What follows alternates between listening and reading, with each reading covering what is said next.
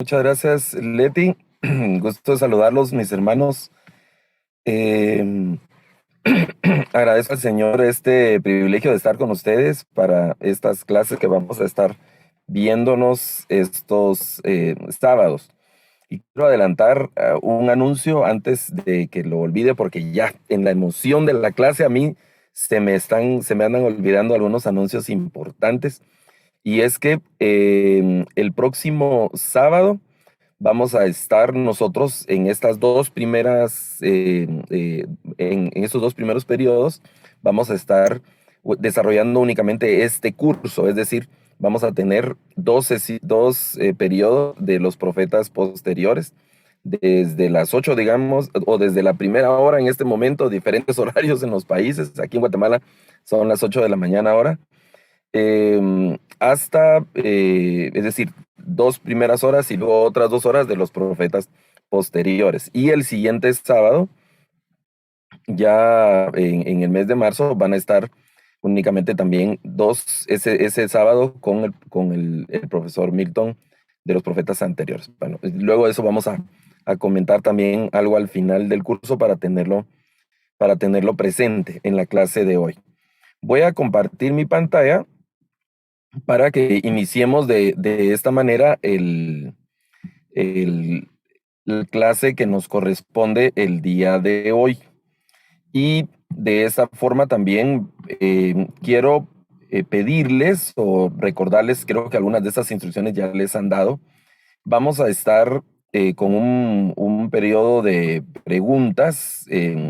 Vamos a avanzar en la presentación y luego nos vamos a detener para realizar algunas preguntas y platicar también de lo que estamos realizando aquí en el curso. Y si ustedes durante la presentación tienen alguna pregunta, yo voy a agradecerles que la puedan escribir en el chat de aquí de la clase. Si se les dificulta eso, entonces que puedan anotarla por ahí para esperar el momento en el que yo me voy a detener y así poder conversar acerca de las preguntas que vayan surgiendo durante el tema.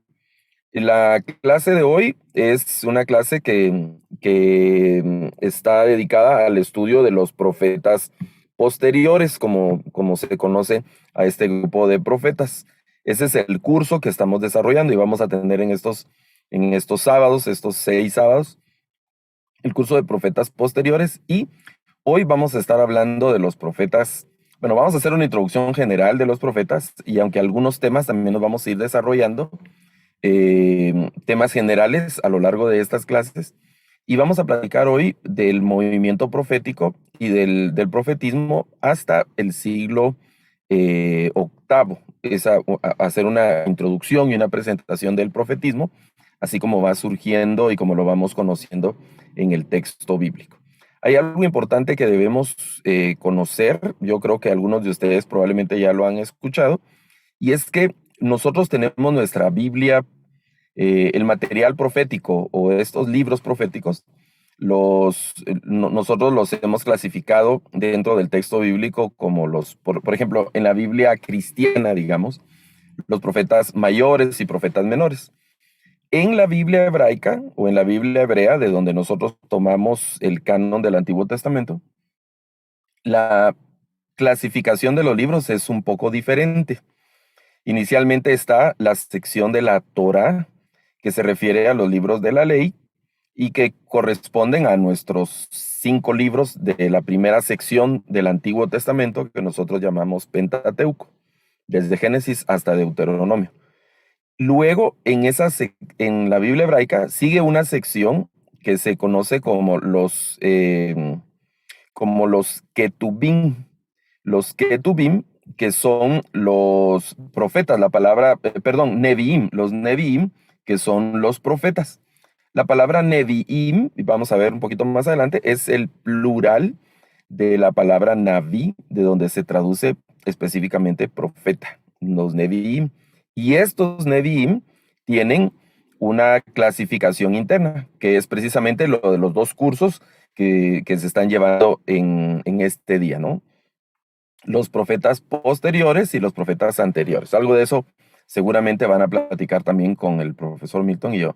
Por eso esta parte no vamos a profundizar tanto, ¿verdad? Pues se va a ir aclarando en el curso de las clases también. Y la última sección son los Ketubim, que son los otros escritos, es decir, los libros de sabiduría, los libros de poesía, algunos libros históricos y otro tipo de literatura, como por ejemplo la literatura apocalíptica, está presente aquí en esta sección de los Ketubim. Entonces están la Torá, los Neviim y los Ketubim, que son las tres secciones de la Biblia hebraica.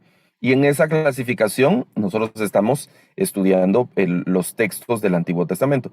Y este curso corresponde a los Neviim, a los profetas que se conocen como los profetas posteriores. Otro asunto importante a tener en cuenta es que esta Biblia hebraica se conoce como Tanakh, el Tanakh, y no es una palabra que signifique algo, sino que hace referencia a las tres secciones de la Biblia hebraica: Torah, Neviim y Ketubim. Torah, Neviim y Ketubim, recordando las iniciales de las tres secciones de la Biblia hebraica. Es la Torah, que es la ley, los Neviim, que son los profetas, y los Ketubim, que son los otros escritos. Hay que tener en cuenta que los judíos no consideran el Nuevo Testamento como textos sagrados o como textos, sí, sagrados, ¿verdad? O de inspiración divina. Es decir, para nosotros, los cristianos, tiene el mismo nivel de autoridad y de inspiración, por ejemplo, el Evangelio de Mateo, que el libro de los Salmos. O Filemón, por ejemplo, ¿verdad? Que es un libro del Nuevo Testamento, que Deuteronomio.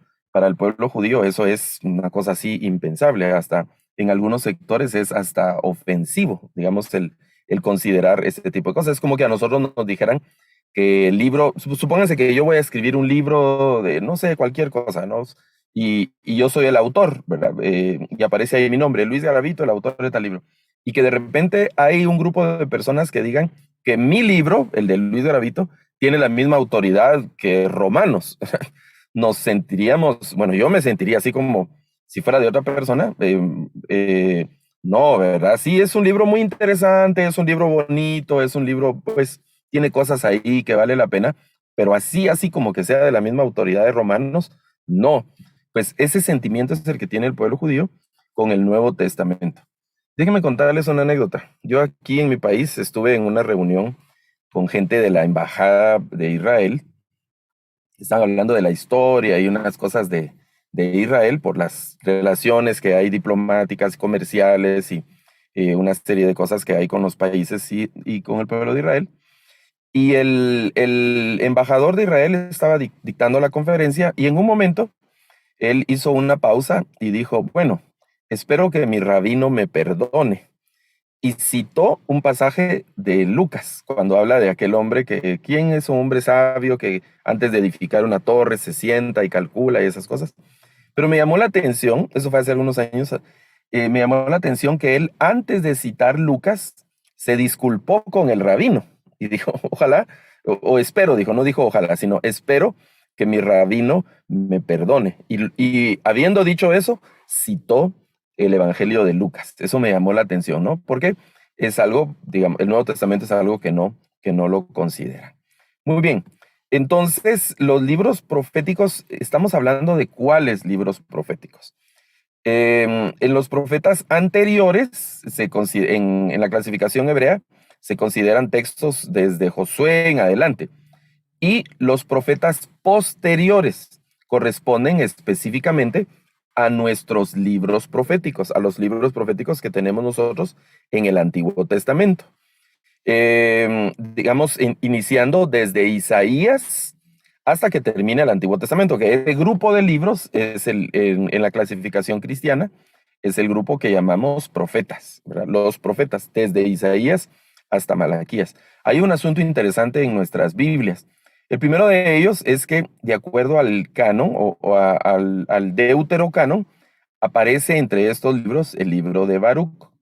El libro de Baruch es un libro deuterocanónico y a estos tipos de libros les vamos a dedicar un espacio un poco más adelante, a los libros deuterocanónicos, pero vamos a decir que, por ejemplo, en algunas Biblias, como Biblias de Jerusalén, la Torre Samat, la Biblia Bober Cantera, incluso las presentaciones de Dios habla hoy con deuterocanónicos, incluyen una serie de libros que se conocen así, como los libros deuterocanónicos, ¿verdad? Ya en su momento vamos a hablar de estos libros, y hay que tener en cuenta entonces que entre los libros proféticos aparece un libro deuterocanónico, que es el libro de Baruch. Por eso es que algunas Biblias, como la tradición de Reina Valera, las Américas, y otro tipo de Biblias como la nueva traducción viviente y la nueva versión internacional y otras Biblias, no lo incluyen, es decir, no está ese libro de Baruch, pero hay que tenerlo en cuenta como un libro deuterocanónico. Otro asunto interesante es que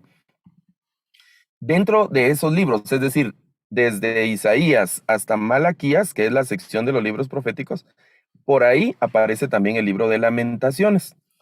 Y algunos lo clasifican como libro profético y no, ¿verdad? Lamentaciones no es un libro profético.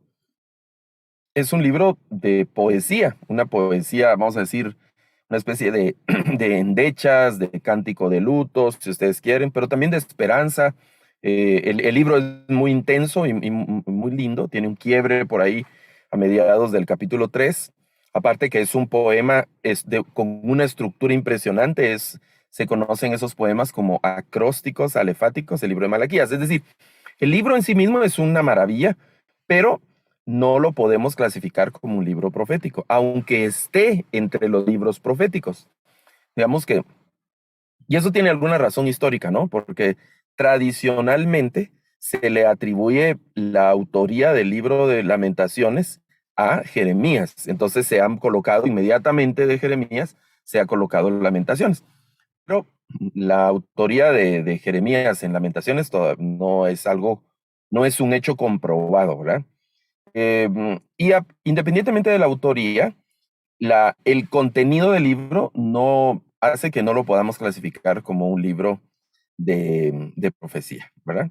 Por eso es que de ahí varía la cantidad de libros proféticos que se consideran dentro del texto. Entonces nosotros tendríamos específicamente esta clasificación de los libros proféticos, como los profetas dentro de la Biblia hebrea, los profetas posteriores, y nosotros en la Biblia cristiana los llamamos los libros proféticos o los libros de profecía, teniendo en cuenta siempre el caso de Baruch, que no aparece en todas las Biblias por el hecho de ser un libro deuterocanónico, ¿verdad? Eso es algo sumamente interesante. Además, en la clasificación cristiana, nosotros decimos profetas mayores y profetas menores.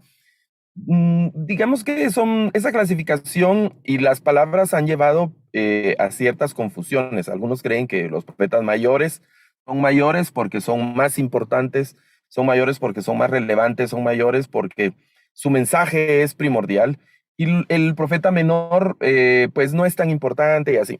Ese es un error. Los profetas tienen el mismo nivel de importancia, la misma prioridad, su mensaje tiene la misma relevancia a todos, ¿verdad? No podemos discriminar.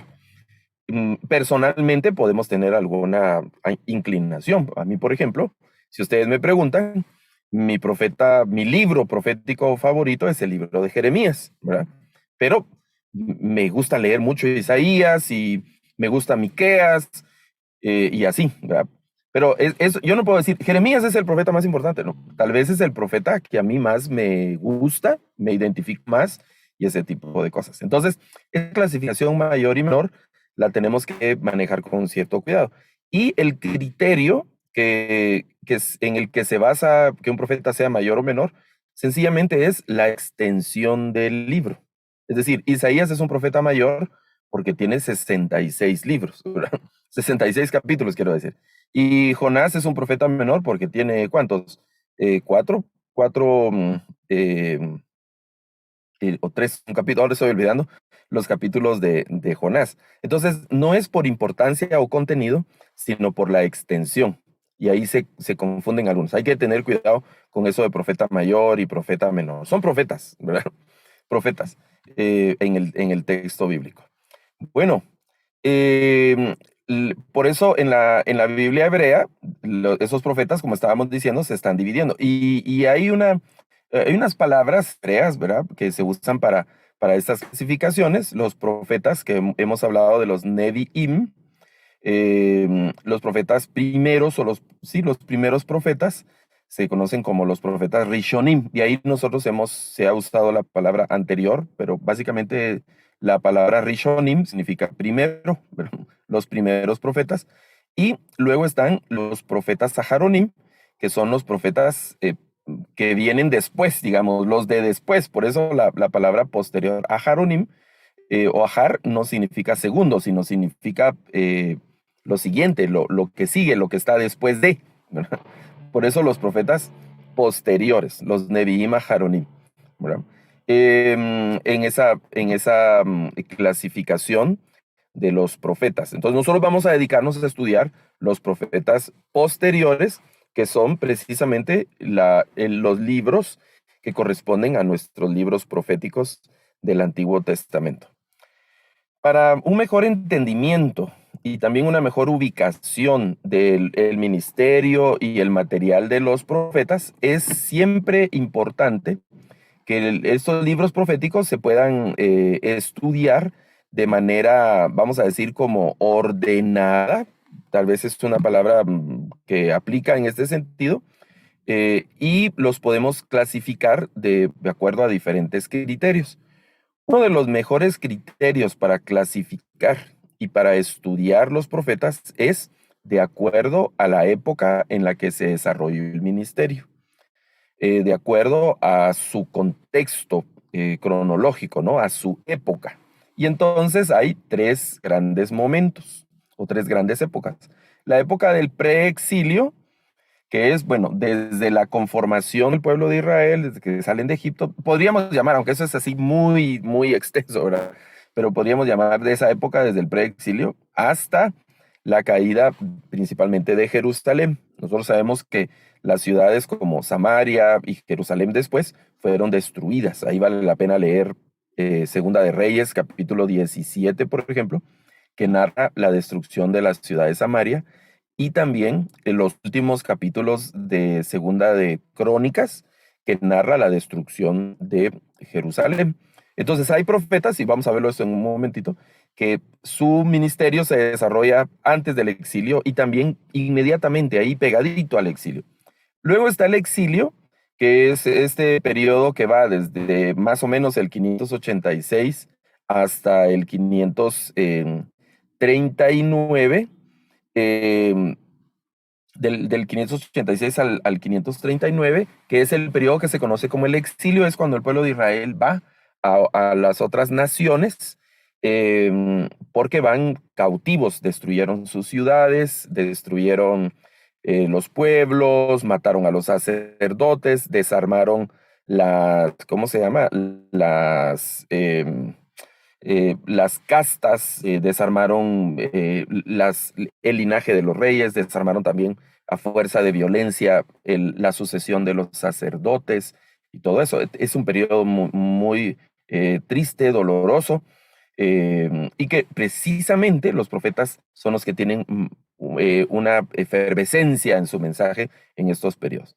El tercer periodo es el periodo posexílico, el periodo después del exilio, donde empieza el periodo de la restauración y se extiende también a lo largo de un periodo al que nos vamos a asomar nosotros ya en las últimas clases, que es el periodo que conocemos como periodo intertestamentario. Eso lo vamos a ir viendo también poco a poco, y vamos a estar acercándonos a estas tres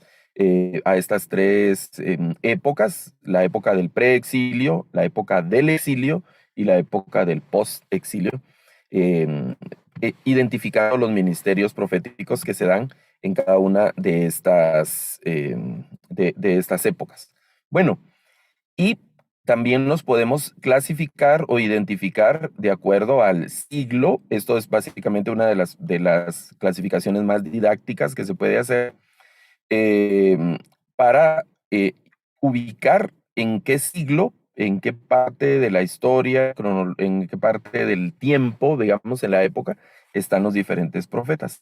Por ejemplo, cuando hablamos del siglo octavo, aquí hay que hacer una aclaración, porque vamos a poner, yo creo que en la siguiente clase, yo no la tengo ahora, pero en la siguiente clase vamos a poner una imagen de eso, porque lo estoy pensando en este momento, que ya lo han preguntado algunas personas. ¿Cómo se manejan las fechas antes de Cristo y después de Cristo? Porque algunas personas se confunden con el tema de los siglos. Aquí, por ejemplo, vamos, lo más antiguo es el siglo octavo y lo más reciente es el siglo quinto.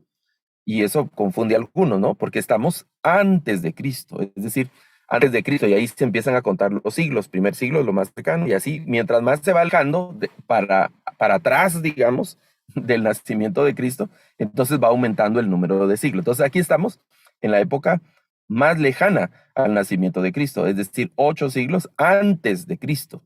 Ese es el siglo octavo antes de Cristo.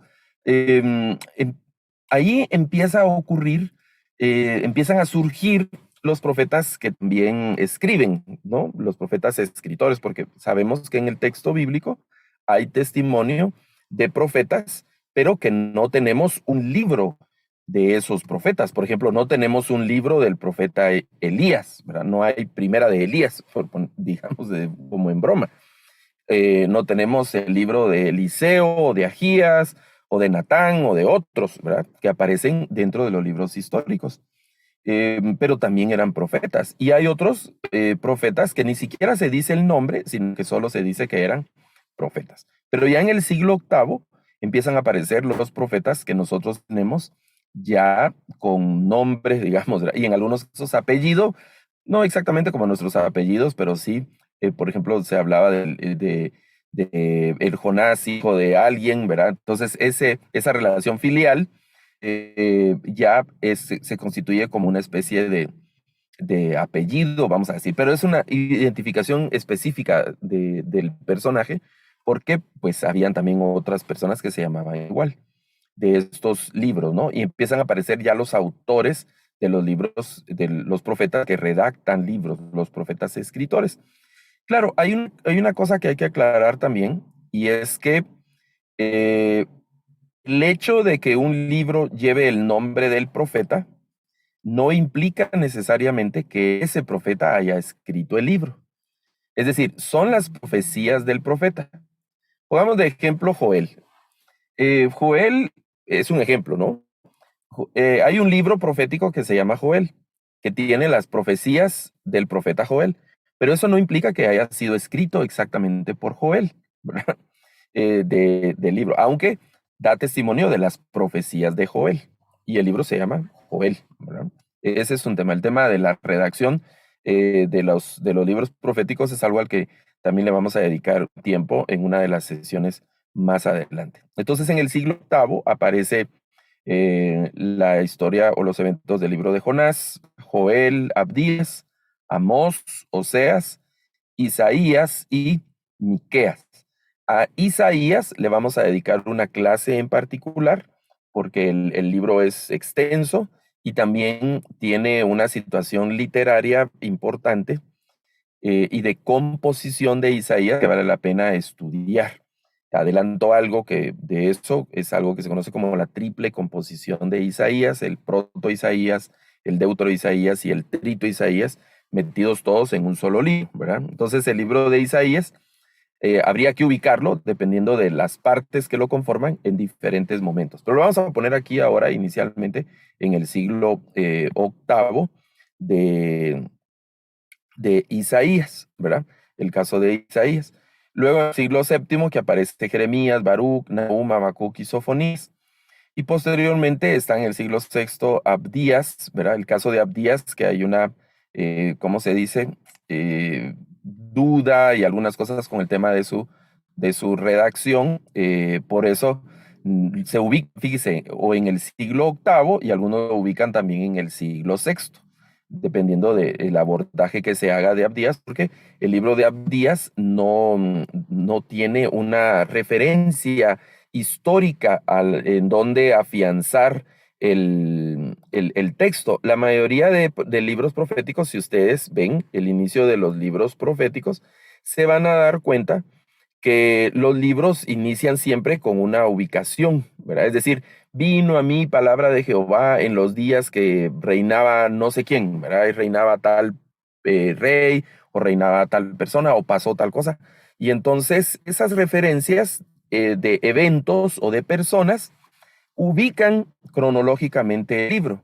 pero en Abdías no hay ninguna de esas referencias. Entonces, hay una, ¿qué sería? Como diferentes posturas en donde ubicar históricamente Abdías. Por el contexto del libro parece más apropiado ubicarlo hacia el siglo octavo más que hacia el siglo sexto, donde lo han querido colocar algunos en algunos casos. Bueno, de los que sí tenemos mayor certeza en este tiempo son los libros de Ezequiel y los libros de Daniel.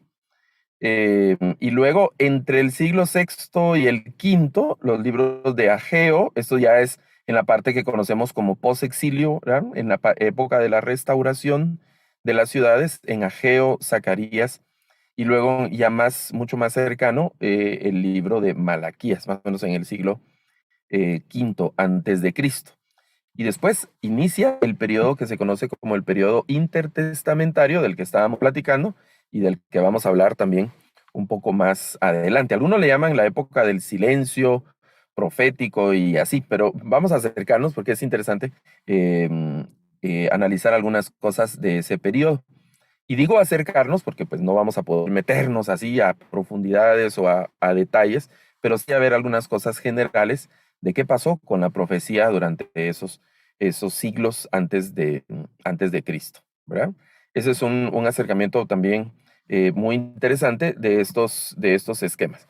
Por eso, cuando hablamos de los profetas, algo muy, muy, muy importante, y yo esta mañana lo quiero así recalcar y subrayar y señalar de una forma muy importante, es que para tener una mejor comprensión del mensaje de los profetas, hay que leerlos en su contexto histórico. Por eso, si solo leemos el profeta y no tenemos en cuenta el contexto histórico en el que el profeta dio ese mensaje, pues vamos a perdernos en el tema de la interpretación. Y la interpretación bíblica tiene dos grandes momentos. El primer momento es entender el mensaje, en este caso del libro profético, en su contexto. En su contexto, es decir, voy a leer Daniel, entonces tengo que leer Daniel en el contexto histórico de Daniel.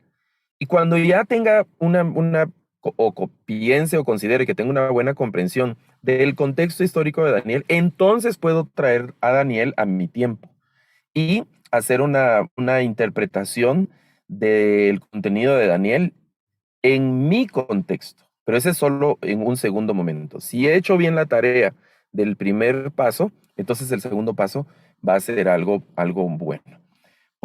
Digamos que ese es un error y yo me permito señalarlo esta mañana.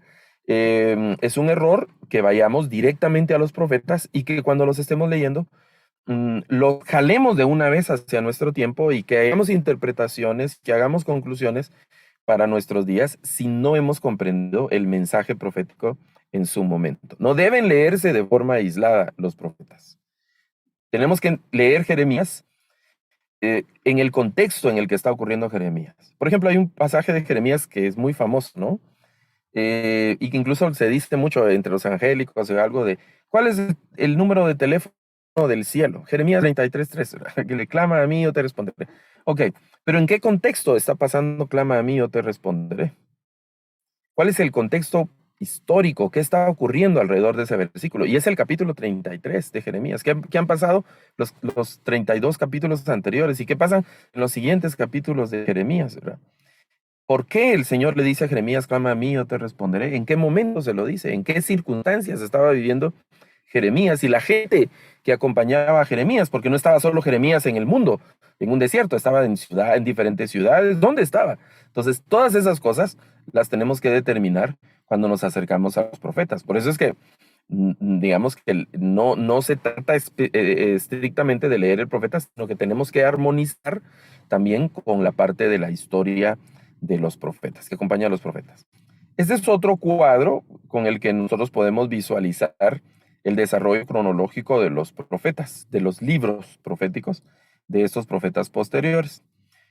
Se considera siempre que el libro de Jonás es el libro que narra eventos de los, digamos, más antiguos o lejanos, menos 826, y luego viene Joel, y después Amós y Oseas, incluso una parte de Isaías, o la primera parte de Isaías, que están antes es decir, unos años antes, también durante y luego enseguida de la caída de Samaria, es decir, la destrucción del reino del norte. Estos profetas. Entonces yo leo Oseas y tengo que tener en mente lo que ocurría en Samaria, igual cuando leo Amós o cuando leo la primera parte de Isaías, ¿verdad? La primera parte de Isaías. Luego están los profetas de antes e inmediatamente después de la caída de Jerusalén. Ya no está Samaria en estos profetas como Miqueas, Nahum, Sofonías, Jeremías y Habacuc, ¿verdad? Que son profetas que predican antes de la caída de Jerusalén y también inmediatamente después de la caída de Jerusalén. Por ejemplo, Jeremías y Habacuc, que son profetas que son testigos oculares de la destrucción de Jerusalén. También es para mí, digamos, imaginar ciertas cosas. La Biblia no da detalles de eso, pero es emocionante imaginar que Jeremías y Habacuc se hayan conocido personalmente, porque fueron contemporáneos. Y que, no sé, aquí yo estoy imaginando, ¿verdad? Y que hasta posiblemente hayan intercambiado algunas palabras, ¿verdad? Y que hayan intercambiado, no sé, criterios o pláticas de estos interesantes y importantes profetas. La profecía de Habacuc es una profecía muy intensa, tiene un himno muy lindo, pero en medio de circunstancias dolorosas. La profecía de Habacuc y el del libro de Jeremías, pues ya tenemos muchísimo que decir de él. Esos profetas. Luego están los profetas del exilio.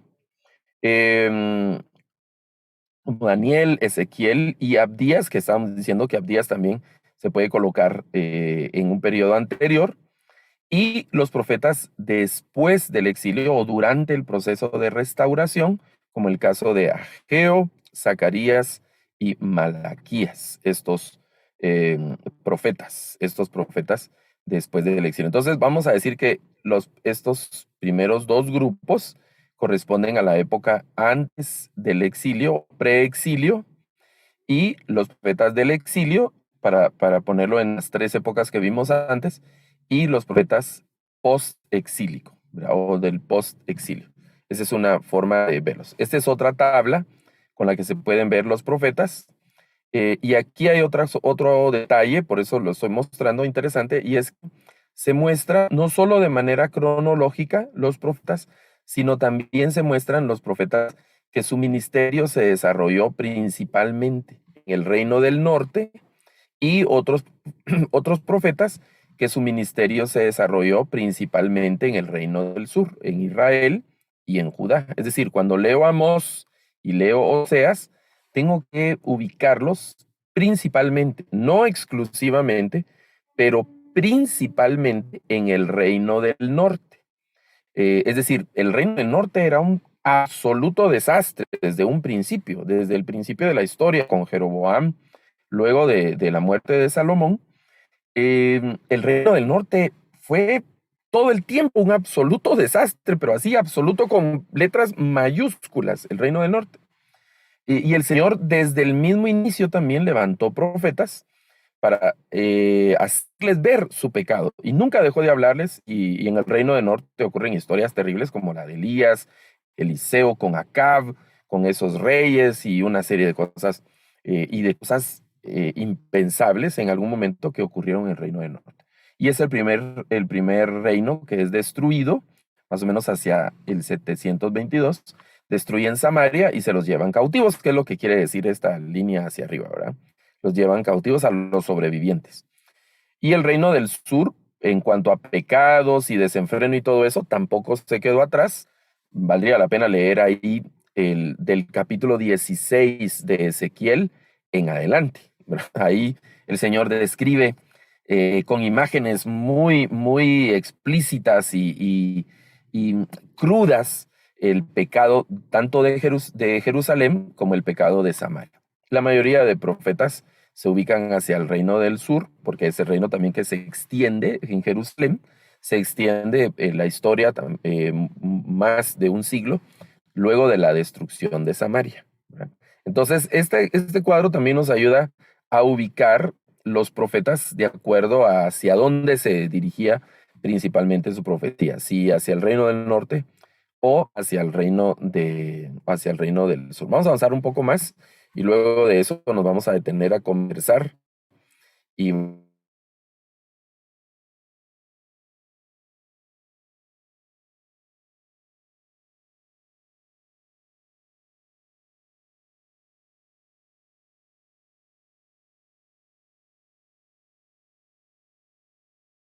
específicamente en los distintos lugares donde su ministerio se desarrolló. Esto lo podemos hacer gracias a las referencias, vamos a decir, a las referencias geográficas que están presentes también en los libros proféticos, ¿no? Se mencionan ciudades, se mencionan valles, se mencionan ríos, se mencionan montañas o montes, y eso nos ayuda a ubicar geográficamente a los profetas. Por ejemplo, el monte donde Elías tuvo ese desafío con los profetas de Baal, ¿verdad? Los valles donde ocurrían batallas, los ríos donde los profetas eh, pues los tenían que cruzar, o las ciudades donde los profetas vivían, y se mencionó aldeas en algunos casos que cuesta ubicarlas geográficamente, pero que eso ya es una referencia geográfica, y entonces se pueden ubicar los profetas dentro de un mapa como este que está aquí demuestra en el contexto. Y entonces eso nos ayuda también a entender si era una región rica, si era una región pobre, si era una urbe, no tan grande como nuestras ciudades, ¿verdad? Nuestras ciudades, las capitales y las principales ciudades de los países en Latinoamérica son muy populosas, ¿verdad? Em, pero sí ciudades, ¿verdad? Que se distinguían porque tenían más personas y tenían una infraestructura diferente, el sistema de vida era distinto. Si el profeta predicaba en la ciudad, si el profeta predicaba en el campo, si el profeta predicaba durante un tiempo que había guerra, si el profeta predicaba en un tiempo de paz, si el profeta predicaba durante un tiempo de hambre, bueno, de hambre hemos dicho, si había esa violencia, en dónde estaba predicando el profeta y cuándo. Eso era algo importante que lo debemos determinar a través del estudio mismo de los profetas como tal. Y por aquí nos vamos a ir deteniendo con este cuadro. Yo este lo voy a pasar rápido. Ustedes tienen este material y se refiere a los nombres de los profetas, los significados de los nombres, el año, los años aproximados del ministerio, de dónde pudieron haber sido originarios los profetas y hacia dónde predicaban estos profetas, hacia dónde se dirigía su ministerio. Entonces no nos vamos a detener en este momento a detallar cada una de estas cosas, sino que ustedes tienen este cuadro, digamos, y lo van a poder ver ahí despacito. Solo un asunto importante para señalar de este destino. Es interesante, muy, muy interesante. Eso lo vamos a ver también con más detalle adelante. Es que muchos profetas no solo le profetizaron a Israel, sino que profetizaron también a las otras naciones. Si ustedes examinan la profecía de Isaías, y los que ya lo han hecho recuerdan que Isaías también dirige su profecía a Siria, a Babilonia, a Egipto incluso, ¿verdad? Dirige su profecía. Igual Jeremías tiene grandes secciones de profecía en contra de esos reinos. Igual le ocurre con Ezequiel y otros profetas. Es decir, y eso es relevante porque significa que el Dios de Israel no es solo Dios de Israel, sino que es el Dios de la tierra. Y eso es algo que vamos a hablar un poco más adelante cuando detallemos algo de la teología de los profetas. Y es que ellos resaltan que el Dios de Israel no era solo ese Dios de ese pedacito de tierra. Si ustedes tienen en mente que muchos pueblos consideraban que sus dioses eran así muy locales, ¿verdad? Es decir, este Dios es, por poner un ejemplo, este es el Dios de Guatemala, pero solo domina Guatemala. Y hay otro Dios de Honduras, y otro Dios de México, y otro Dios de Colombia, y otro Dios ¿de dónde? De Chile, de Bolivia, de Perú. Y son dioses diferentes. Pero lo que dicen los profetas es, no, señores, ¿verdad? El Dios de Israel es el Dios de toda la tierra, ¿verdad? Él es el creador de todo, y los otros no, en realidad ni siquiera son dioses. Entonces, eso también fue un elemento que sirvió para exacerbar ahí la enemistad y el repudio que sentían por los israelitas, por esa pretensión que se ve específicamente en la predicación de los profetas, ¿verdad? El monoteísmo es otra cosa que los profetas también enseñan y que choca con el pensamiento religioso de las otras naciones. Ok, nos vamos a detener acá para conversar de los profetas, y si hay alguna pregunta, yo voy a aprovechar este tiempo para revisar aquí en el chat si hay algún comentario o alguna pregunta. Usted puede levantar su mano si desea hacer alguna pregunta también y así poderlo conversar. Yo estoy revisando aquí en el chat y en lo que estoy leyendo vamos a escuchar a María Elena. María Elena Gambetta de Perú. Así que le escuchamos. María Elena, bienvenida. Gracias. Sí, quería ver si usted podría darnos una definición de profetismo, porque yo estoy mirando el RAE y quería comparar, ver si es lo mismo en el ámbito bíblico. Gracias. Ok, bueno, ese es justamente lo que sigue en la presentación de la mañana de hoy. Vamos a hablar de eso. Entonces, un poco de paciencia ahí, María Elena. Déjeme decirlo en una palabra. El profeta es un portavoz. El profeta es un portavoz, ¿verdad? Y ahora pensemos cuál es la función de un portavoz. Dar un mensaje que le encomendaron, básicamente, ¿verdad? Ese es un profeta. Lo vamos a definir un poquito más adelante aquí en la clase de esta mañana. Carla, lo de las citas bíblicas, bueno, creo que fue en el momento, las citas bíblicas que he mencionado son acerca de la destrucción de Samaria, que se detalla en Segunda de Reyes, capítulo 17 en adelante. Ahí se detalla la destrucción de Samaria. Son capítulos muy trágicos, ¿verdad? Describen cosas muy feas pero bueno, eh, si somos un poco más insensibles, ¿verdad? Y un poco más, no sé qué expresión usar, diríamos, pues bueno estuvo, ¿verdad? Porque el Señor les habló y les habló y les habló y ellos nunca se cansaron de desobedecer al Señor, nunca se cansaron de ofenderlo, nunca se cansaron de su orgullo, de su altivez, hasta que el Señor permitió que los quebrantaran, ¿verdad? Con los profetas. ¿Se acuerdan Jesús cuando va entrando a Jerusalén? Se quebranta y empieza a llorar, ay, Jerusalén, ¿verdad? Yo te mandé profetas y ¿qué hiciste? Los apedrearon. Yo quise juntarte como la gallina junta sus polluelos y en lugar de recibir el mensaje de los profetas, los apedrearon, los mataron y bueno, hicieron una serie de cosas y pues obviamente llevaron la consecuencia. Vamos a escuchar a Ángel. Escuchamos a Ángel. Bienvenido. Puede abrir su micrófono, Ángel, y le escuchamos. Sí, para verificar si me escucha, por favor. Ujú. Gracias, profesor. No le entendí mucho este tema del cuál es el objeto, el motivo en nuestra Biblia, por qué le ponen los profetas en el Antiguo Testamento, los profetas mayores y los profetas menores. Entonces, ¿cuál es el objeto si no es la importancia, ¿no? Según explicaba. Bueno, Gracias. Ángel y hermanos, el criterio de clasificar los profetas como mayores y menores, el criterio es la extensión del libro, no la importancia del libro, no el contenido del libro, es decir, el contenido si es importante o no, sino en que es un libro largo o es un libro corto. En ese sentido es el tema del libro profetas mayores y profetas menores. No y repito esa parte, no decimos que Isaías es mayor y Joel es menor en importancia, sino decimos que es mayor y menor en extensión solamente, ¿verdad? Entonces, Isaías es un profeta más grande, o Ezequiel, o Jeremías.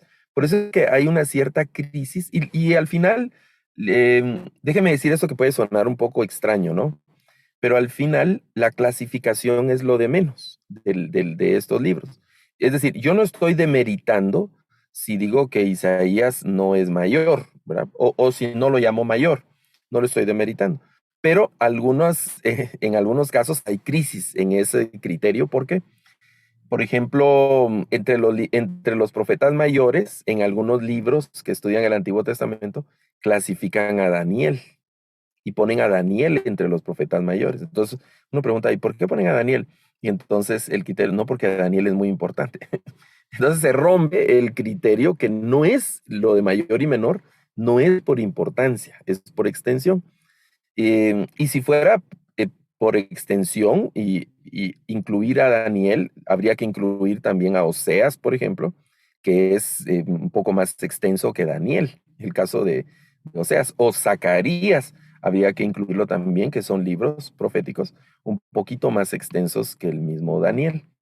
Entonces, insisto en ese punto, no es por la importancia o la relevancia de los profetas, sino es sencillamente por el tema de la extensión de esos profetas, ¿verdad? Y se usa, en algunos casos ya ni se usa, digamos, eh, pues no sé, no valdría la pena utilizar ya la clasificación, teniendo en cuenta que todos los profetas son de igual importancia, ¿no? Y que de hecho en el criterio cristiano, el criterio canónico cristiano, no nos debería permitir señalar un libro como el más importante de la Biblia. La Biblia es importante toda como una sola unidad, desde la primera letra de Génesis hasta la última de Apocalipsis, ¿verdad? Desde nuestra perspectiva cristiana, ¿no? En ese sentido. Ok, vamos a escuchar a Patricia. Y en eso voy a leer también aquí los comentarios del chat. Escuchamos, Patricia, bienvenida. Muy buenos días, querido hermano Luis Garavito, y a todos nuestros hermanos que estamos en esta preciosa clase en el nombre de Jesús. Solamente un comentario, querido hermano. Me gustó mucho esa parte cuando usted menciona, ¿no? La importancia de que cuando nosotros leamos los libros de la Biblia, ¿no? Especialmente ahora que estamos con el estudio de los libros de los profetas, ¿no? Leamos y tengamos en cuenta los contextos históricos, porque muchas veces usamos versículos de la Biblia y los traemos a nuestro tiempo contemporáneo, pero fuera de contexto, ¿no? Por ejemplo, así como usted mencionaba Jeremías 33:3, cuando de repente mencionamos mucho un texto bíblico que habla de la gloria postrera, que será mayor que la primera, que es una profecía del libro de Ageo, y a veces lo traemos y procuramos traer textos de la Biblia del Antiguo Testamento, lo traemos a nuestros tiempos actuales, pero sin considerar el tiempo en que fueron escritos, y a veces podemos cometer errores, ¿verdad? Claro, Interpretas. claro.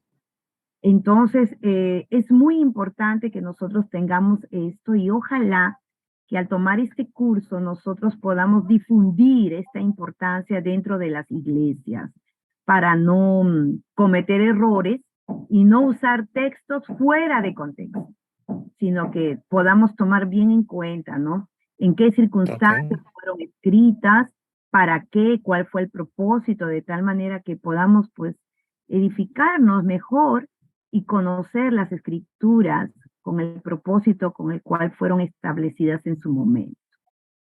Era un comentario, querido Muchas gracias, hermano. hermana Patricia. Ok, bueno, vamos a tomar unos, ¿cuánto, Leti? 10 minutos, ¿está bien? Para estirar las piernas, tomar un café y luego continuamos con la clase de esta mañana. ¿Ok? Ok, muy bien, entonces 10 minutos nos volvemos a Nos conectar. vemos en 10 minutos, hermanos. Sí, claro que sí. Bueno, para ver si vamos a continuar con los hermanos, que estoy fuera de la oficina y donde estaba me tuve que mover.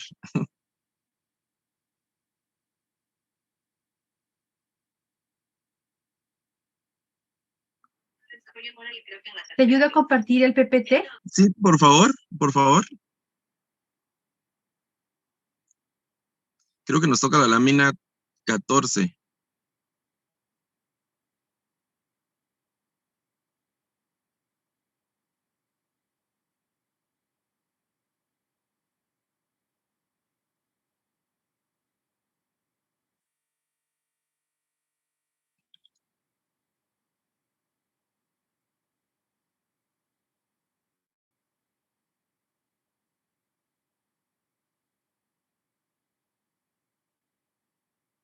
Ok.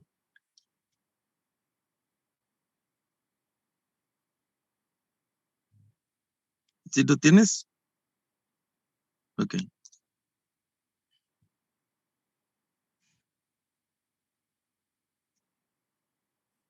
Ok, ya lo pasé a soporte técnico. Ahorita lo van a compartir un Ok. ratito.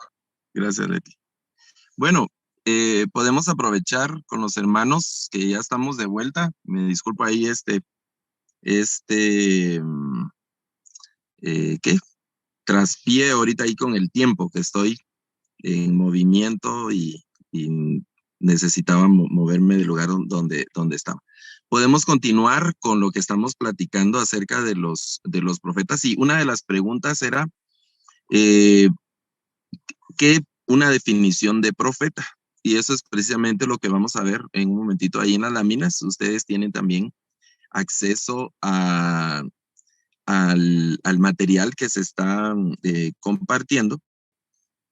Y precisamente vamos a ver, creo que es el anterior, por favor, hermanos, la lámina anterior.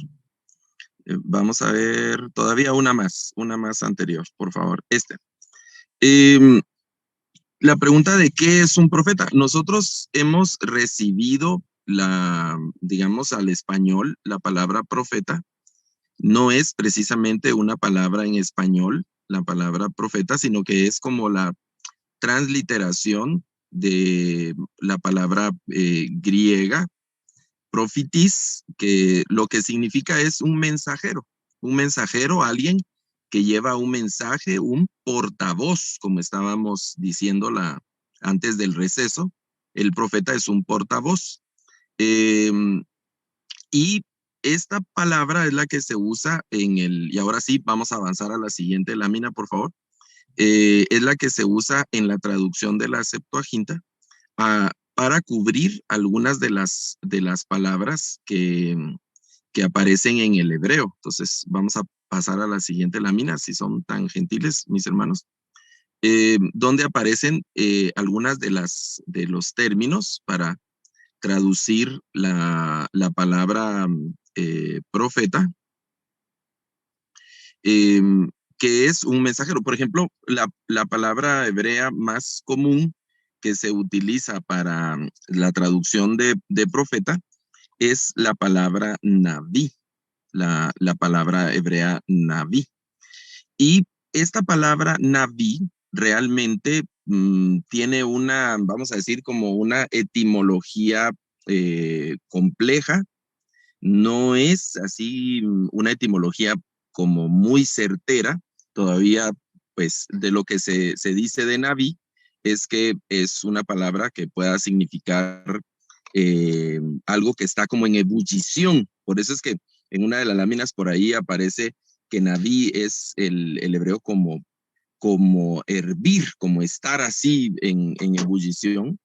Y también esa es la imagen de un naví en el contexto, vamos a decir, oriental de ese tiempo, porque ni siquiera se sospecha que ni siquiera es una palabra de raíz hebraica, el contexto de naví. Entonces, en algunos significados de naví también es algo que una persona que está como fuera de sí, una persona que no está en sus cabales, digamos, ¿verdad? Es una persona que no se está comportando de una manera natural, el naví. Y se asocia con el comportamiento de algunos profetas en el sentido de los éxtasis y en el sentido también de la realización de actos que no hacía una persona común. Por ejemplo, el profeta Isaías se narra que durante un tiempo estuvo semidesnudo caminando por la calle eh, porque así lo había pedido el Señor. El caso de Ezequiel, que vamos a decir que literalmente estaba comiendo estiércol, ¿verdad? Porque le mandaron a hacer su comida sobre brasas hechas de estiércol de animales. y que era algo totalmente inusual en aquel tiempo. Se rapaban, se raían la ropa, gritaban, hacían una serie de cosas que no era común en el tiempo de la gente. Entonces, la palabra Naví, que es el singular, de donde viene Neviim, que era lo que estábamos platicando. La palabra Naví normalmente se ha traducido como profeta, porque la palabra profeta, ya en el contexto de los griegos, el profeta era alguien que descifraba el mensaje de los dioses, el que traía el mensaje de los dioses, un portavoz. Los dioses emitían el mensaje y el profeta era su portavoz, el que traía ese mensaje a los mortales. Claro, en el oficio hay distinciones, diferencias entre el oficio de los profetas, vamos a decir, de otras naciones y el oficio de Israel. ¿Cuáles podríamos señalar como algunas diferencias? Una de las principales diferencias entre el oficio de los otros profetas, digamos, y los profetas de Israel, es que los profetas de las otras naciones, muchos de ellos eran consultados por la gente. En el caso de los videntes que aparecen en algunos pasajes, como la vidente de Endor, que consultó Saúl, eran llevados, es decir, no era iniciativa de la vidente llevar el mensaje, sino ellos estaban en su lugar y la gente llegaba a consultarlos. Otro asunto interesante de ese oficio es que sí era un oficio lucrativo, es decir, nadie podía llegar a consultar de gratis, tenía que dejar algo, había un intercambio ahí de elementos por el servicio prestado por el vidente. Y se sabe que muchos de estos videntes eran charlatanes, ¿verdad? Que engañaban a la gente, que llevaban cosas, digamos, solo por tener una especie de negocio de consulta de los dioses y ese tipo de situaciones. En el libro de los Hechos hay un relato interesante de aquel hombre que estaba en Samaria y que tenía admirados a todos porque hacía una suerte de magias y de trucos y la gente le decía el gran poder de Dios. Y luego llegaron los apóstoles y este hombre vio cómo el poder de Dios se manifestó a través de los apóstoles y quiso comprar el poder, ¿recuerdan? Quiso comprar lo que los apóstoles tenían y los apóstoles lo enfrentaron. Entonces, en el contexto del Antiguo Testamento, donde principalmente nosotros estamos platicando, había, y eso lo vemos en el texto también, hubo una, vamos a decir, práctica de consulta a los dioses a través de diferentes personas, agoreros, medium, le llamaríamos hoy nosotros brujos, sacerdotes paganos y también profetas, como en el caso del profeta Balaam del libro de los Números. ¿Recuerdan? Balaam fue un profeta que obviamente no era un profeta del Dios de Israel, no era un profeta de Jehová, digamos, sino que era un profeta extraño, pero se dedicaba a ese oficio, ¿no? A mediar entre las personas y los dioses. Y un rey lo contrató, si ustedes leen la historia en el libro de los Números, lo contrató para que fuera a maldecir a Israel. ¿No? Y todo el relato de Balaam y eso. Nosotros tenemos en mente a Balaam por el tema de la burrita que le habla a Balaam, pero es todo un relato anterior, esa es la última parte ya del relato. Incluso Balaam parece ser que nunca llegó a convertirse, porque lo que vemos más adelante en el episodio de cuando Israel peca con las mujeres de esa región, lo hicieron por consejo de Balaam. Digamos que Balaam no pudo maldecir al pueblo de Israel porque Dios no se lo permitió. Entonces, como él no pudo hacerlo, le aconsejó a aquellos reyes que les enviaran mujeres a los israelitas para que ellos por su propia cuenta se maldijeran, digamos, ¿verdad? Pecando en contra de la voluntad del Señor ahí con esas mujeres. El caso de Balaam como un profeta también de consulta. Los profetas de Dios, los profetas que vemos a estos que estamos llamando profetas posteriores, eran profetas que la gente no es que los consultaran, sino que Dios enviaba su mensaje, quisiera la gente oír el mensaje o no, estuvieran interesados o no. Tan así que el Señor le dice a Ezequiel, te voy a enviar a un pueblo que no querrá oírte, le dice el Señor a Ezequiel. Voy a enviarte y te voy a enviar, aunque no querrán oírte, pero ellos tienen que oír este mensaje. Y entonces el Señor envía al profeta Ezequiel con un mensaje muy particular, bueno, de todo el libro de ahí de Ezequiel, y así a los demás profetas. ¿Se recuerdan a Jeremías? Jeremías también en algunas oportunidades quiso rescindir su contrato con el Señor como profeta, pero el Señor siempre lo alentaba y en otras veces como que lo forzaba, digamos, ¿verdad?, a que continuara el ministerio profético, en el caso de Jeremías. Entonces, un aspecto distintivo de los profetas era precisamente que ellos no eran consultados por el pueblo. Claro, hay algunas ocasiones donde algunos reyes y algunas personas consultaban a algunos profetas, pero era la excepción. Y básicamente el mensaje era el mismo, ¿no? Cuando Jeremías, por causa del mensaje que él compartió con los reyes, en un momento, digamos, muy delicado, un momento político muy delicado, están a punto de destruir Jerusalén, los reyes tienen los pelos de punta y no andan con mucha paciencia, entonces están matando gente, están masacrando ellos a su mismo pueblo, y aparte el peligro de los enemigos de Babilonia, y Jeremías predicando en contra de los reyes y además diciendo que se rindan ante los de Babilonia, consideraron que Jeremías era un traidor y lo metieron en una fosa, en un pozo. Y la Biblia dice que se hundió hasta la cintura más o menos de lodo, no había agua, sino que había lodo. Esa era prácticamente una condena a muerte de Jeremías. Y luego llegan los reyes, el rey de aquel tiempo, a preguntarle a Jeremías si había palabra del Señor. Esa podríamos considerarla como una especie de consulta. Y cuando vemos esos episodios, lo que está ocurriendo básicamente es que la gente lo que quisiera es que Dios respaldara su mala conducta. Y no, Jeremías tenía un mensaje que fue el que recalcó, el mensaje que repitió. Y ese es algo distintivo de la profecía del pueblo de Israel. No es un mensaje que Dios envía es decir, no es un mensaje que Dios envía a partir de la consulta de una persona, sino que es un mensaje que Dios envía casi de una sola dirección, ¿no? Y otro asunto interesante de este mensaje es que es un mensaje que declara el estado en el que se encuentra el pueblo, este mensaje de los profetas.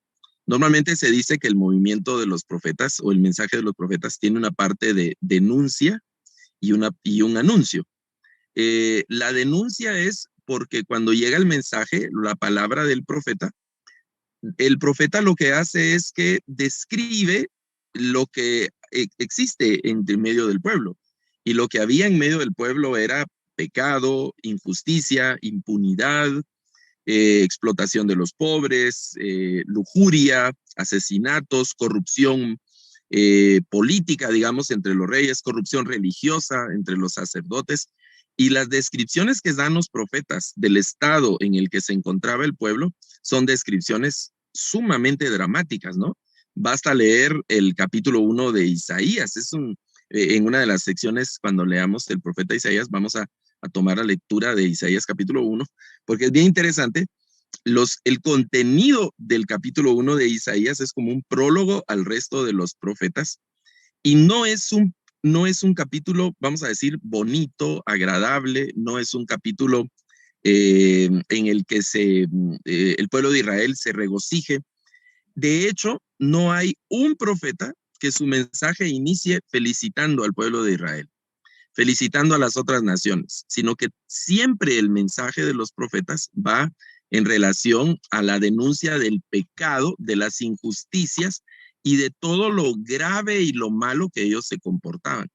Ese es el anuncio, ¿no? La denuncia. El primer movimiento de los profetas es la denuncia, porque el Señor le pone el dedo en la llaga. Hace unos días, bueno, y en el contexto de los pensamientos para la preparación de este curso, estábamos conversando con unos hermanos acerca de estos temas, y yo ya tenía en mente lo de estos cursos, y hubo un detalle interesante que alguien mencionó, y él decía, lo que pasa es que los profetas, pues estamos hablando de que a los profetas los mataron, los perseguían, los apedreaban, y esta persona decía, lo que pasa es que los profetas siempre ponían el dedo en la llaga. ha oído esa expresión, ¿verdad? Cuando se señala el problema, ¿verdad? Y hay así como una reacción.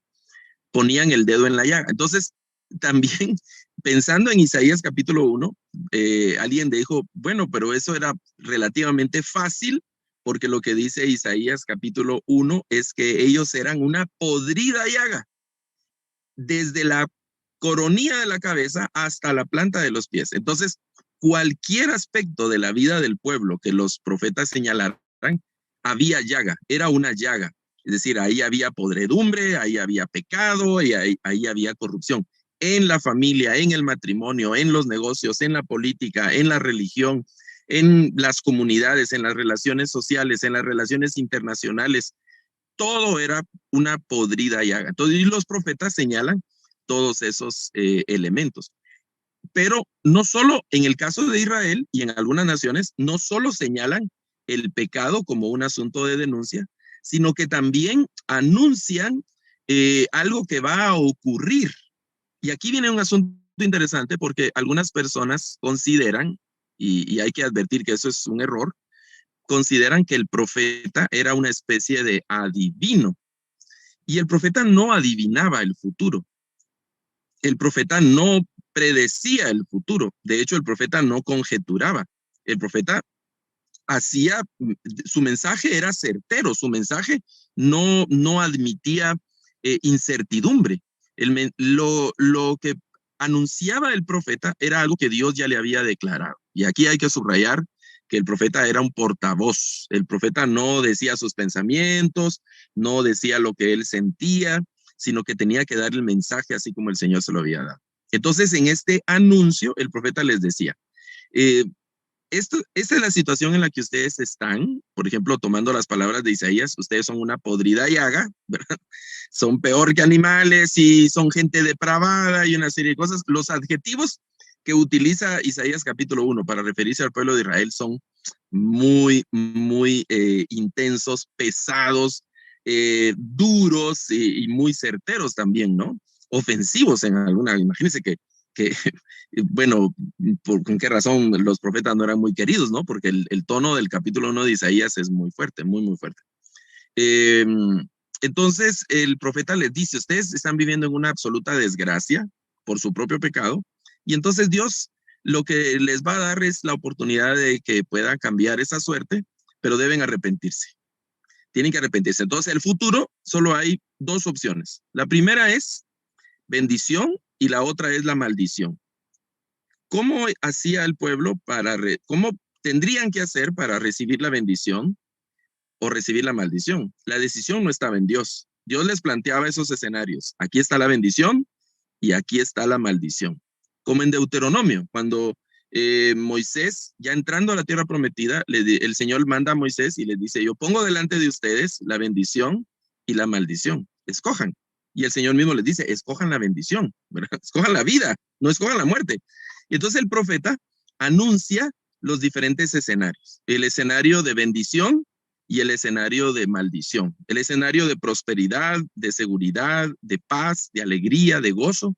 Y el escenario de miseria, de dolor, de quebranto, de muerte, de juicio, de sangre. Ese escenario. Pero, ¿en qué consistía estar en uno o en otro?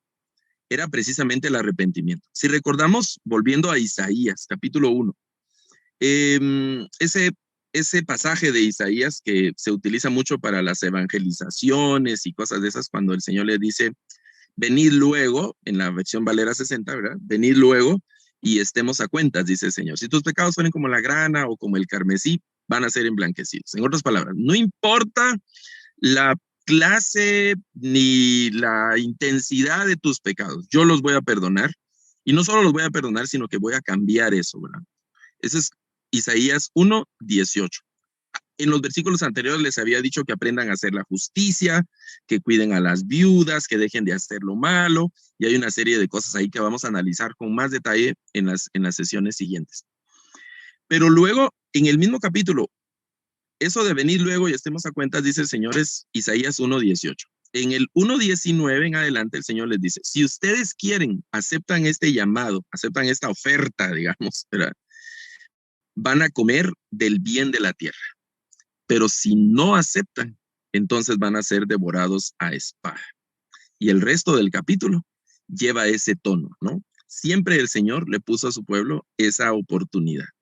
Hay un pasaje donde el Señor lleva al profeta Jeremías a la casa de un alfarero, y en la casa del alfarero, el profeta Jeremías ve que está trabajando barro sobre la rueda y está haciendo una vasija y se echa a perder. Entonces el alfarero vuelve a hacer el barro así como una bolita y empieza a hacer otra cosa, ¿no? Entonces el Señor le habla al profeta y le dice, así puedo hacer yo, puedo hablarle a mi pueblo bendición, puedo decir que voy a bendecir a un pueblo, pero si ese pueblo desobedece, entonces yo no voy a bendecirlo, sino que voy a castigarlo.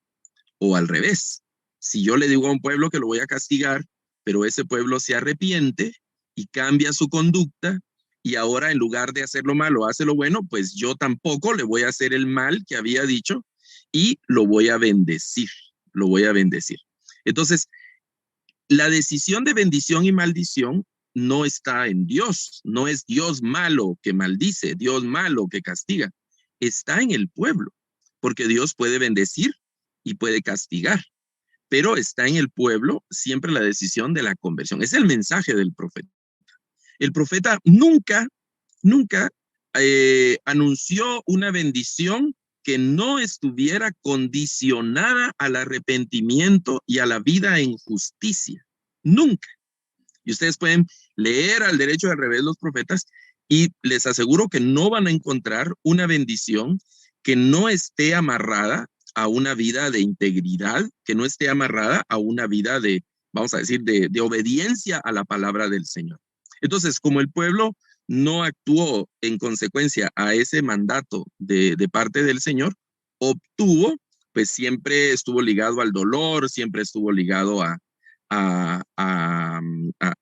la parte de quebrantos y a una serie de cosas en ese sentido. Ahora, bueno, hay unos detalles en relación a lo que vamos a ver del siglo VIII, siglo VII y así en adelante, que los vamos a ver en la siguiente sesión, pero yo quiero ir, porque aquí estamos acercándonos ya hacia el final del tiempo también, quiero ir a la parte del mensaje de los profetas. ¿En qué consiste el mensaje de los profetas? En términos generales. Y hay unas preguntas retóricas en una de las láminas de la presentación del mensaje de los profetas, y es precisamente el mensaje de los profetas no es entonces un llamado al arrepentimiento. El mensaje de los profetas no es un anuncio de paz, no es un anuncio de bendición. El mensaje de los profetas es un anuncio de advertencia que incluye el anuncio de bendiciones de parte del Señor en medio de una situación difícil. Son muy pocos los profetas que les tocó su ministerio o una parte de su ministerio en circunstancias, vamos a decir, más o menos favorables. Y algunos profetas, como el profeta Amós o Miqueas, su ministerio se desarrolló en circunstancias en las que el pueblo parecía que tenían, bueno, voy a quitar ese parecía, tenían prosperidad y como que estaban muy bien. Recuerdan que hay un ínterim entre la caída del imperio de Asiria y el levantamiento del imperio de Babilonia. Es decir, Asiria menguó y luego se levantó el imperio babilónico, pero no fue inmediato. Quedó una ventana ahí de algunos años en los que ellos no tuvieron la presión de los enemigos internacionales.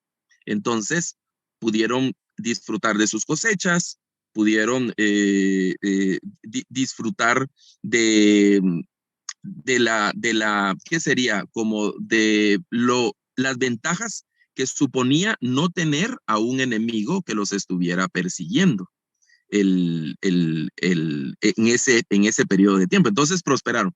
Y uno de estos profetas, eso es algo bien interesante, porque uno de estos profetas siempre, bueno, en su libro, dice que va a destruir los palacios, que va a destruir los muros, que va a destruir las casas.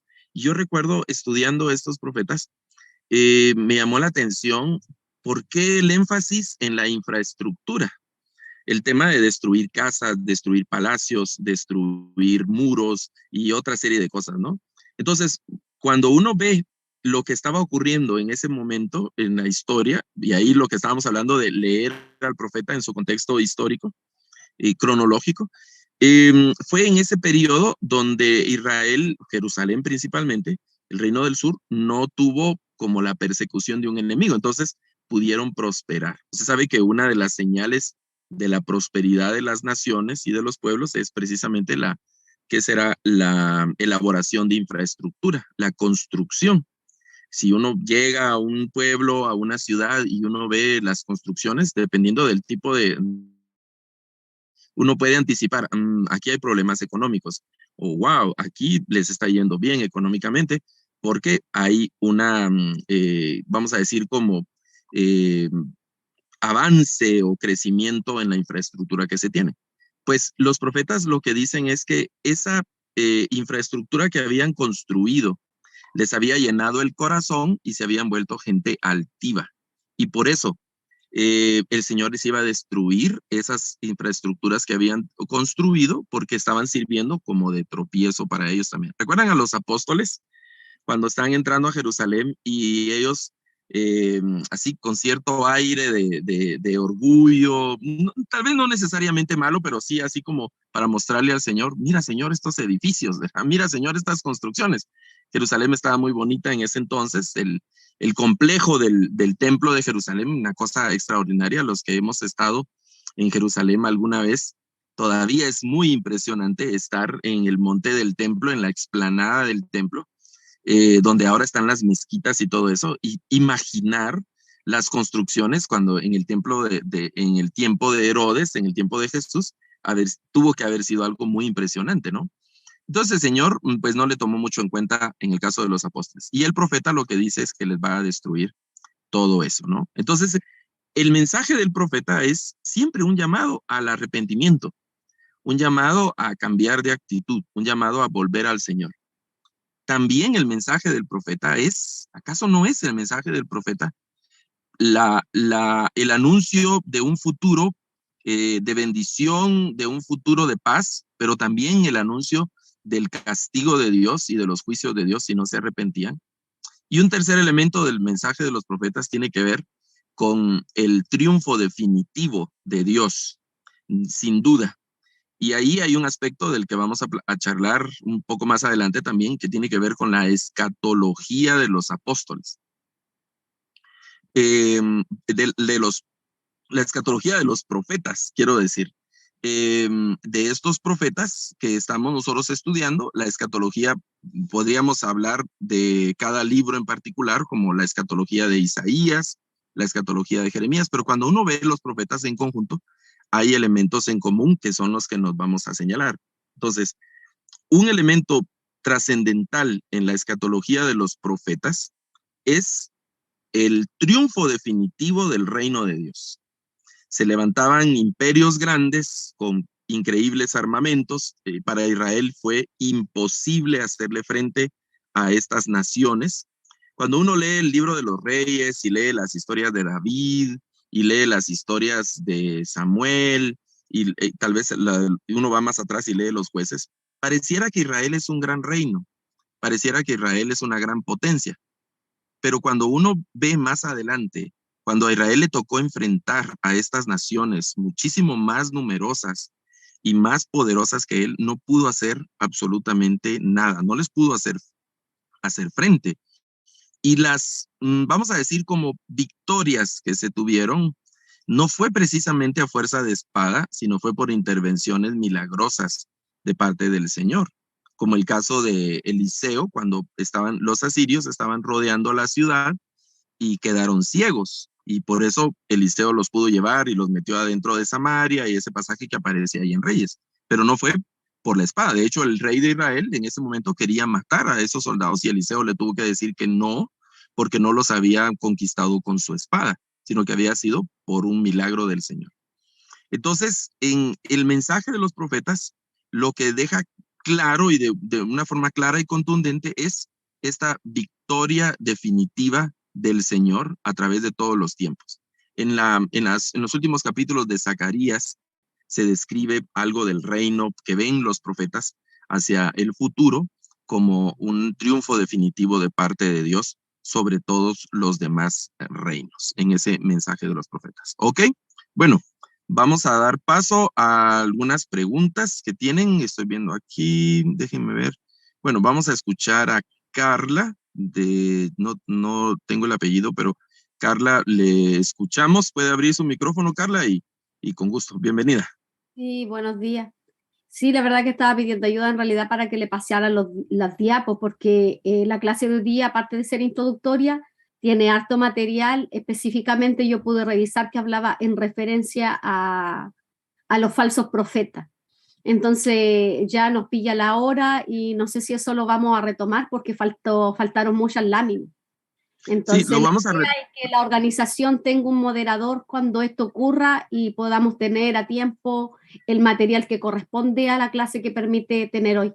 Eso. Muchas gracias, Carla. Aceptada la sugerencia para mejorar estos aspectos. Y el tema de los falsos profetas lo vamos a retomar, ¿verdad? Sí, lo vamos a retomar porque es un punto necesario para la comprensión también del contexto que estamos platicando. Déjeme decir algo de los falsos profetas, algo muy interesante y que es muy notorio, ¿no? Mientras el profeta de Dios advertía, amenazaba y anticipaba destrucciones y juicios y dolor y todo eso, el falso profeta bendecía y alentaba al pueblo para que siguiera así como iba, pareciera delante del falso profeta como que todo estaba bien. Y eso fue un elemento que causó tensión entre el profeta verdadero y el falso profeta, al punto de que pues, los verdaderos profetas fueron martirizados. Hay una escena muy dramática donde el falso profeta abofetea al profeta de Dios, porque vamos a decir que los mensajes eran totalmente encontrados y contradictorios, ¿no? En ese sentido. Ok, vamos a escuchar a Cindy. Le escuchamos, Cindy. Bienvenida, Cindy. ¿Puede abrir su micrófono? Hola, ¿ya me oye? Sí, Cindy, Ok. bendiciones. Bendiciones. Profesor, una pregunta, me perdí incluso lo escribí, pero en la lámina donde presenta a los profetas, sus nombres, el año donde ellos ahora sí que trabajan y el destino a donde va dirigida la profecía, hay una columna que dice origen. Ahí me perdí a qué se refiere ese origen. Bueno, es de donde se considera que el profeta provenía. Es decir, como su lugar entre nacimiento y crecimiento, ¿no? De los profetas. Y ahí es un asunto interesante que va a aparecer cuando ya entremos en detalle de algunos profetas en particular. Es que no tenemos biografías de los profetas.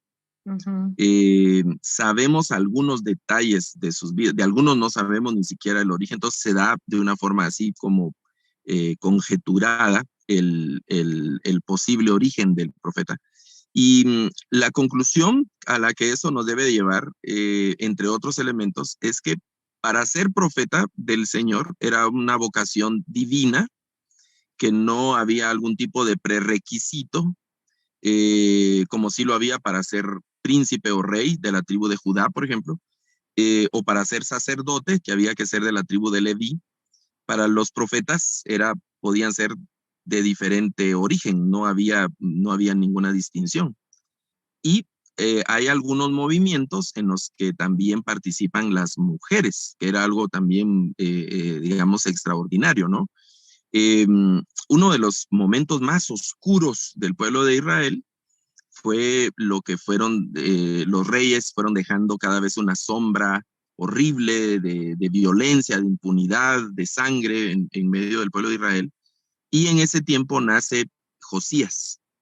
Y Josías resulta ser un rey bueno, que cuando ya está en su juventud, aunque empezó muy, muy pequeño a reinar, pero cuando ya está en su juventud, Josías decide honrar al Señor y aplicar su corazón a la palabra del Señor. Es cuando descubren el libro de la ley y todo eso.